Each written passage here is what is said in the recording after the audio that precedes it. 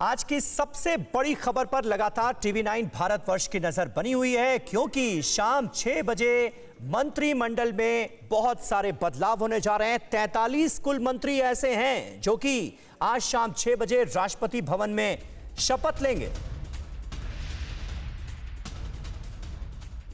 और बड़ी खबर यह है कि मोदी मंत्रिमंडल से 1 दर्जन मंत्रियों की छुट्टी हो गई है।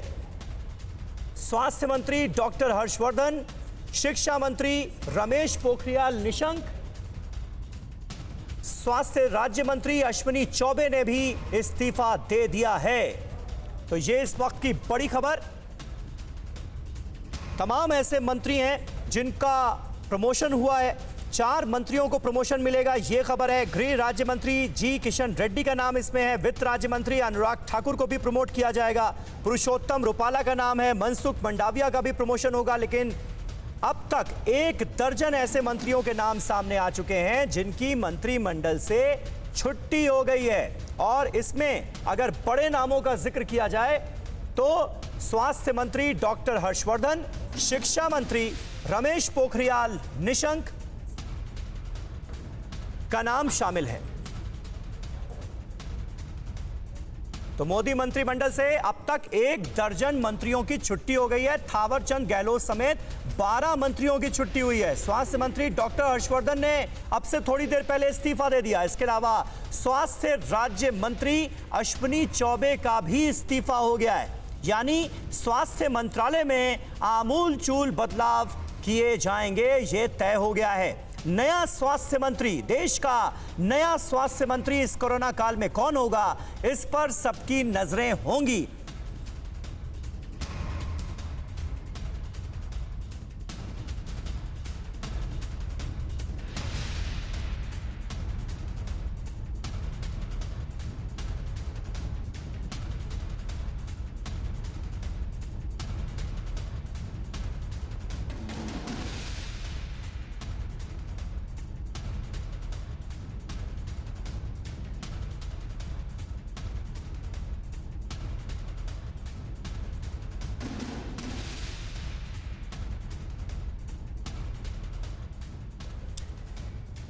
तो आइए मोदी 2.0 के पावरफुल शो की हम बात कर रहे हैं, क्योंकि आज शाम 6 बजे मंत्रिमंडल विस्तार होना है। नए मंत्रियों को शपथ दिलाई जानी है और 43 नाम सामने आ चुके हैं। 43 मंत्रियों को आज शाम 6 बजे राष्ट्रपति भवन में शपथ दिलाई जाएगी। और जो नए चेहरे हैं उनसे थोड़ी देर पहले आज प्रधानमंत्री नरेंद्र मोदी ने मुलाकात की है।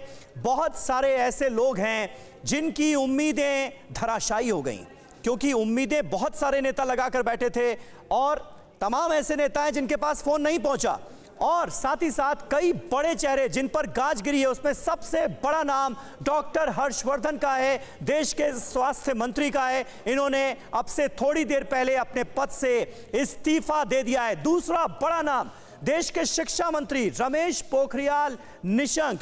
एचआरडी मिनिस्ट्री का नाम बदलकर एजुकेशन मिनिस्ट्री रखा गया था, शिक्षा मंत्रालय रखा गया था। और शिक्षा मंत्री थे रमेश पोखरियाल निशंक, उन्होंने भी अपने पद से इस्तीफा दे दिया है, उनकी भी छुट्टी हो गई है। संतोष गंगवार बरेली से कई बार सांसद रह चुके हैं, रिकॉर्ड इनके नाम है। संतोष गंगवार की भी मंत्रिमंडल से छुट्टी हो चुकी है।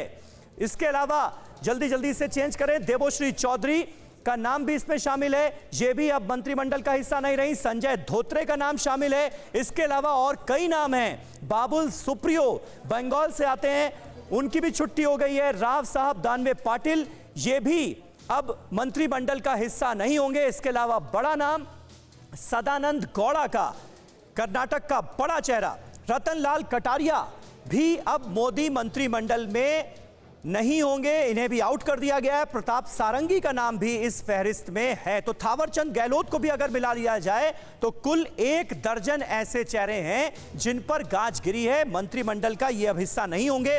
43 मंत्रियों को आज शाम 6 बजे शपथ दिलाई जाएगी। कई मंत्रियों पर गाज गिरी है और जो मंत्री अच्छा काम कर रहे थे उनके प्रमोशन की भी खबरें हैं। और उसमें गृह राज्य मंत्री जी किशन रेड्डी का नाम भी शामिल है, अनुराग ठाकुर का नाम भी शामिल है। आइए आपको सीधे लिए चलते हैं आमोद राय के पास, जो लगातार एक्सक्लूसिव खबरें मंत्रिमंडल को लेकर दे रहे हैं। मनीष इस वक्त हमारे संवाददाता हमारे साथ मौजूद हैं, मनीष झा, और कुमार कुंदन हमारे एक और सहयोगी हमारे साथ मौजूद हैं। आमोद, सबसे पहले आपसे जानना चाहेंगे, क्योंकि अब तक जो सबसे बड़ा नाम सामने आया है जिस पर गाज गिरी है, वो है देश के स्वास्थ्य मंत्री डॉक्टर हर्षवर्धन। उन्होंने भी थोड़ी देर पहले इस्तीफा दे दिया, और अगर थावरचंद गहलोत को भी मिला लिया जाए तो कुल 12 मंत्रियों को अब तक हटाया गया है।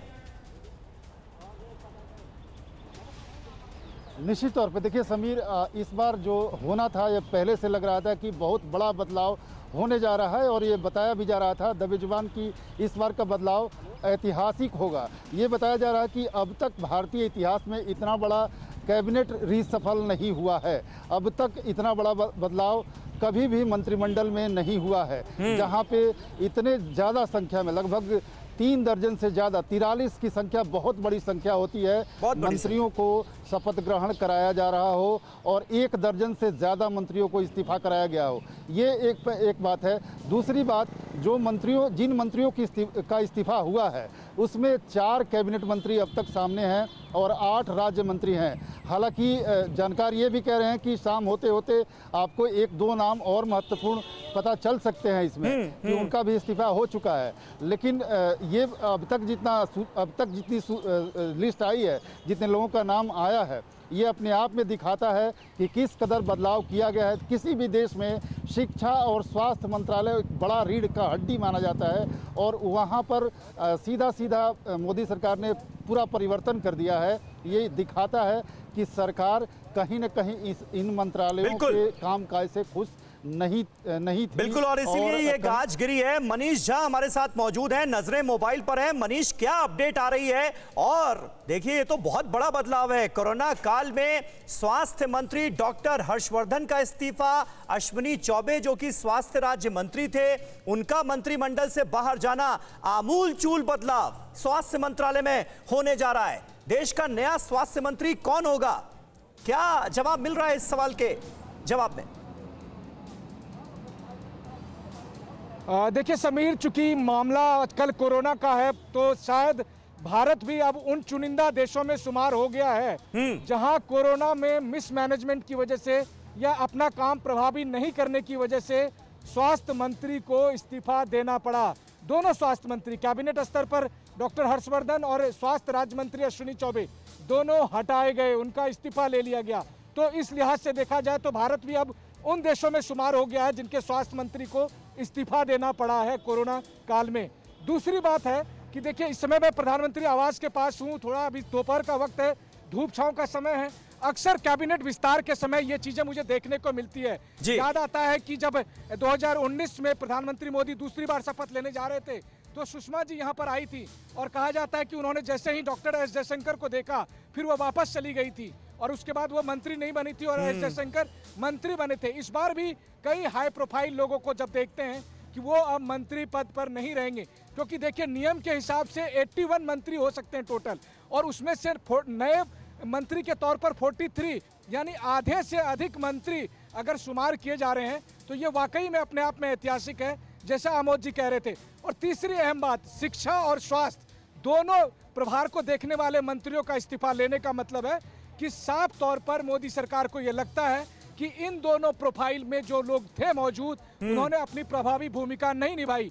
शिक्षा मंत्री की बात करें तो 1986 में राष्ट्रीय शिक्षा नीति आने के बाद 2020 में लगभग 30 साल के बाद नई शिक्षा नीति आई थी, और केंद्र सरकार के कई मंत्री हम लोगों से कहते थे कि लगता ही नहीं है कि कोई नई शिक्षा नीति आई है। तो मुझे लगता है भले ही निशंक साहब ये कहते हैं कि उन्होंने स्वास्थ्य कारणों से इस्तीफा दिया है, लेकिन शायद देश की जो शिक्षा की हालत है उसका स्वास्थ्य अच्छा ना पाया प्रधानमंत्री मोदी ने, शायद इसीलिए उनको जाना पड़ा। बिल्कुल, और इस मंत्रिमंडल विस्तार के तहत कौन कौन से समीकरणों को साधने की कोशिश की गई है? हमने की गलती फिर एक बार, कोरोना ने किया दोबारा प्रहार। मास्क, 2 गज दूरी, करें अपनी सुरक्षा पूरी। कोरोना टीका हम सबको लगाना है, मिलकर साथ समझदारी से कोरोना को हराना है।